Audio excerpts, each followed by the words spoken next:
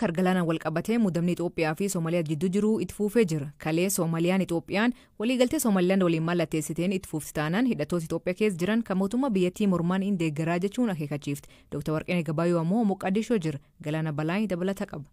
Ministeerri Haajaa Alaa Soomaaliyaa Muwaaliin Fiqii miidiyaa dhuunfaa biyya isaanii Universal TV jedhamu irratti haasaa dhuma torban darbee taasisan keessatti Itoophiyaan waliigaltee ulaa galaanaa Somaalilaand waliin mallatteessite adda hin kuttu yoo ta'e mootummaan isaanii mormitoota mootummaa Itoophiyaa hirphuu akka filannootti qabachuu beeksisan. Ministeerri kun ammatti dhibdee jiru marii nagaan furuuf abdiin jiraachuu ibsan. Sun milkaa'uu yoo baate immoo warra hidhannoon mootummaa Itoophiyaa lolan waliin akka hiriiran dubbatan.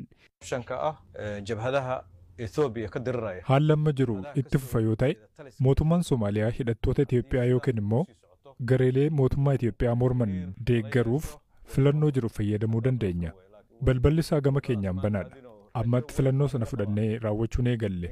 Ammallee rakkoon jiru karaa nagaa furmaata argataa abdii jedhu qabna. Garuu immoo yoo sun ta'uu baate filannoon kun banaa fi haqa qabeessaa jennee yaadna. Mormitoota mootummaa Itoophiyaa quunnamuu deeggaruu fi isaan waliin hiriiruun ni danda'ama. Kun kan ta'u yoo diinummaa isaanii itti fufanii fi waliigaltee jedhan yoo hojiirra oolchanidha. Kufaatiin Itoophiyaa hawwii Soomaaliyaa fi gaanfa Afrikaa miti. Waliigalteen jedhame gara raawwiitti itti fufa yoo ta'e garuu mormitootaa fi kanneen mootummaa ofii ijaaruu fedhan waliin hojjechuun nuuf banaa ta'a. Waggaa haaraa faranjootaatti Itoophiyaa fi Somaalilaand fayyadama ulaa galaanaa irratti waliigalteen mallatteessan hariiroo Somaaliyaa fi Itoophiyaa hammeessuu itti fufeera. Soomaaliyaan Somaalilaandiin akka qaama isheetti kan ilaaltu ta'urraa kan ka'e waliigalteen Itoophiyaaf buufata waraana galaanaa fi buufata doonii argamsiisu dheekkamsa kaaseera. Tibba kana Somaalilaand waliigalteen ji'oota dura Finfinneetti raawwatame gara boqonnaa raawwitti ce'uuf qophiin raawwachuu ibsiteetti. Raawwiin isaa qabxiilee akkamii akka of keessaa qabu garuu ministeerri Haajaa Alaa Somaalilaand ifan goone. Itoophiyaanis gara raawwiitti hiikuu ilaalchisee ifatti waan jette hin qabdu. Muddama Soomaaliyaa fi Itoophiyaa kana gamtaan Afrikaa fi Turk jaarsummaan hiikuuf tattaafachaa jiru.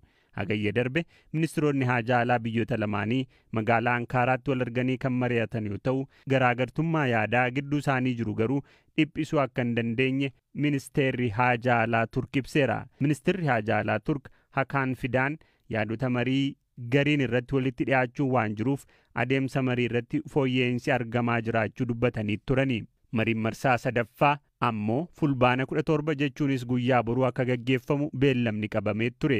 Haa ta'u malee yaa'ii waliigalaa dhaabbata biyyoota gamtoomanii tibba kana godhamuun wal qabatee beellamni jaarsummaa Ankaaraa inni boruu yeroo biraatti akka darbu guyyaan isaas fuula duratti akka ibsamu aangawootni Soomaaliyaa dubbachuun dhaga'ameera. Kun kanaan osoo jiru barreessaa olaanaan tumsa misoomaa biyyoota baha Afrikaa IGAD kataan Dr. Warqinee Gabayyoo dhimmoota adda addaa irratti aangawoota Soomaaliyaa waliin mari'achuuf Moqaadishoo jiru. Marii ministeera Haajaa Alaa Soomaaliyaa waliin gaggeessan irratti Dr. Warqineen IGAD jalqabumarraa birmadummaan Soomaaliyaa kabajamuu akka qabu ejjennoo qabatee akka ture ibsan. Yaa'iin dureewwan biyya IGAD amajjii darbe gaggeeffame tokkummaan daangaaf birmadummaan biyya Soomaaliyaa haa kabajamu jedhee murtee dabarsuu yaadataniiru. The January meeting of our heads of states and government respecting of the sovereignty and territorial integrity and unity of the Republic of Somalia. That is the decision of the heads of state. Ammallee ejjennoon isaa akkasuma jedhan. IGAD sekretariyaat fuula miidiyaa hawaasaa isaa gubbaatti yaada qoodeen hariiroo hin raafamne Soomaaliyaa waliin qabu ni cimsa, nageenya tasgabbii fi badhaadhina gaanfa Afrikaaf ni hojjetaa jedheera. Ministeerri Haajaa Alaa Soomaaliyaa Muwaaliin Fiqii ejjennoon IGAD dhibdee Itoophiyaa fi Soomaaliyaa irratti qabate jalqabumarraa ifaaf sirrii akka ta'e dubbatan. IGAD amma dura rakkoo hiikeera ammallee gahee isaa haa ba'u jechuunis waamicha dhiyeessan. Dr. Warqinaa buufata xiyyaaraatti dhaqee kan simate ministeera Haajaa Alaa biyyattii kan waa'ee mormitoota mootummaa Itoophiyaa hirphuu akka filannootti qabachuu ibsan Muwaaliin. Rakkoo nageenya Oromiyaa keessa jiruun godinaalee garaagaraa keessatti barnoonni waggoota 4 darbanii fi gargar citee ture. Godinaalee Shaawaa, Wallagga 4, Gujii fi kaan keessumaa kutaalee baadiyyaatti barnoonni addaan ciccituun manneen barnoota kaan guutumaan barbadaa'u gartokkeen hubamuun aadaa ta'ee jira. Waayilikii Warqinee Diribsaa godin Shaawaa lixaa aanaa Ambootti abba rakkoo nageenyanii ijoolleen isaa 3 barnoota addaan kutuun hojii guyyoo hojjechuuf dirqaman dubbise. dhawattee guddattee ganda Haaruu Xiroo aanaa Amboo godina Shawaa Lixaa keessa taa'ee jiraachaa otoo jirru sababa nageenya mootummaa fi qaamni nageenyaa walitti bu'een qe'een keenya gubatee rakkannee maatii qabannee magaala Ambootti argamna. Ijoollee meeqa qabdu turtanii inna Haaruu Xiroo keessa jiraattanii kutaa meeqa baratu? Ijoollee 7 keessaa ijoolleen 3 mana barumsaa Haaruu Xirootti barataa turanii sababa nageenyaatiin addaan kutanii anuma faana magaala Ambootti galanii sanaan haalumti jireenyaa rakkisee qansiraadhaan kan jiraatanidha. Hundumtuu addaan bibittinnee rakkannee magaalaa keessa jiraataa jirra. Ishiin hangafaa sun sababum nageenyaan addaan kuttee gidduutti heerumtee ijoolleen dhiiraa 3 immoo addaan kutanii jiru. Hojiin qansiraan magaalaa Amboo keessaa dhabamanii yeroo ammaa kana magaala Finfinnee Burraayyuutti argamu 3 isaanii. Hojiin guyyaa qansiraadhuma hojjeta. Itti gaafatamaan waajjira barnoota godina Shawaa Lixaa obbo Bandiraa Galaanaa miidhame barnootaan godinichirraatti barattoota qaqqabee akkasiin hima. Akkuma waliigala beeknu naannoo Oromiyaa keessatti rakkooleen nageenyaa turee jira. Bara 2012 irraa eegalee 2015tti gara manneen barnootaa 137 barnoota otoo hin kenniin rakkoon nageenyaatiin rakkoo irra gaheen keessumattuu manneen barnootaa 26 guutumaan guutuutti hin gubatanii mana barumsaa sadarkaa tokkoffaan mana barumsaa 26 sadarkaa lammaffaan mana barumsaa 1 waliigala immoo partial damage kan ta'an yookaan immoo rakkoo nageenyaatiin waan qabeenya isaan qaban hundi kabade mana barumsaa 97 waliigala olaalloo mana barumsaa 127 rakkoo nageenyaa miidhaa irra gahe qabeenyatti yoo tilmaamnu birrii biiliyoona 1.4 ol kan ta'u kana keessatti rakkoowwan baroota kana turan keessatti ijoolleen gara 66,378 ol barnoota dhabdee rakkoon adda addaa irra gahaa akkuma baadiyyaa keessatti rakkoon adda addaatu jira mana barumsaa dhaqne taanaan ijoolleen iddoon taane olti rakkoo adda addaatu irra gahaa keessumaa shamarran doonaan miidhaa adda addaatu irra gahaa ture. Baroota darban bara 2016 kana siiriyees xiyyeeffannootti kennamee akka mootummaatti hojjetameen nageenyi gara caalu tasgabbaa'ee manneen barnootaa bara darbee naannoo barumsaa 46 sadarkaa tokkoffaa fi mana barumsaa 1 sadarkaa lammaffaatiin ala gara mana barumsaatti gara ijoolleen akka deebitu godhamee jira. Bara kana keessa immoo guutummaatti kana hundumtuu jijjiiramee yeroo ammaa kana galmeen eegalamee jira manneen barnootaa hunda keessatti. Manneen barnootaa galmeen eegalame kana keessatti amma yeroo ammaa kana mana barumsaa 25 alatti manni barnootaa hundinuu galmee eegalee jira. Manneen barnootaa 25 kun sadarkaa tokkoffaa baroota darban keessa akkuma isin kaasee amma gubatee jira. Waliigala hin jiru partial daameejiin uummanni sophee kan deebisee jira. Guutummaatti immoo kan gubatanii manneen barnootaa sun badanii jiran jiru. Yeroo ammaa kana ijaaramaa kan jiranii fi galmeetti akka deemaa jiran manneen barnootaa 25 jiru. Manni barumsaa 1 sadarkaa lammaffaan guutummaatti kan gubate walumaa gala qabeenya isaa inni qabu kan gubate waliigala inni kun ijaarsi isaa xinnoo haala nageenya naannoo sanaatiin illee iddootti deemuu hin dandeenye. Mana barumsaa 25 kana kan itti barachuu qaban ijoollee 9,977 kun barnoota amma yoo haalli amma kenna tajaajilaa ganna kana wajjin hojjetamaa tureen hin xumuramne yoo ta'e barattoonni kun barnoota dhabu kan jedhu shakkii qabna.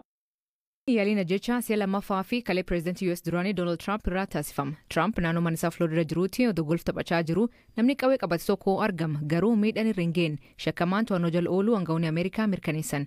Baatii lamaan dura akkanum yaaliin ajecha Trump irraa raawwatame.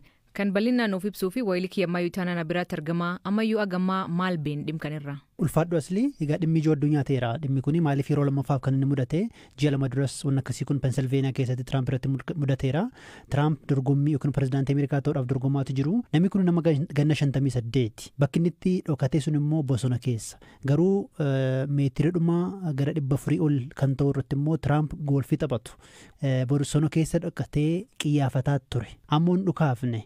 Secret Service yookiin immoo kanneen pirezidaantiiwwan duraanii fi pirezidaantii aangoo jiran kanneen eegumsa godhaniif wanna kan adda baasee yeroo sana adda baasanii ba'ee baqate ammoo namni arge suuraas kaasee poolisiif odeeffannoo kennee daqiiqaa 45 booda namni kun to'atame guyyaa irraa mana murtiitti dhiyaateera. Namni kun garuu hin dhukaasne kunis ta'uu yaalii ajjechaati jedhameeti kan labsame. Namni kun nama akkamii? Namni kun gaafa erga hidhamuunsaa baramee booda gaafa waa'eensaa barbaadamu kana dura waa'ee Tiraamp deeggarees barreessee ture. Eegasii booda immoo Yuukireen iyyuu dhaqee inumaa loltoota Afgaanistaan akka isaan Yuukireen dhaqanii deeggaraniif socho'aa ture. Nama akka Yuukireen lolamuu isheetti miidhamuu isheetti nama yaaddoo ibsataa turedha namni kun.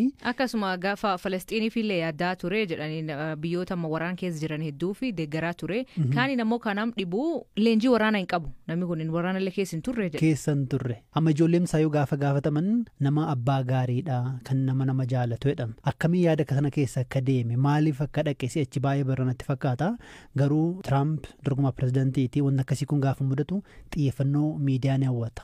Akkuma tettee kun maroo lammaffaa kan wanti akkana Tiraamp irratti raawwatame pirezidantiin Ameerikaa Joo Baayidaniin faan maal jedhu. Baayidanis dorgomaan pirezidantii dimokiraatota bakka bu'anii dorgomaa jiran Kaamlaa Harisis lubbuun ooluu isaaniif gammachuu ibsaniiru.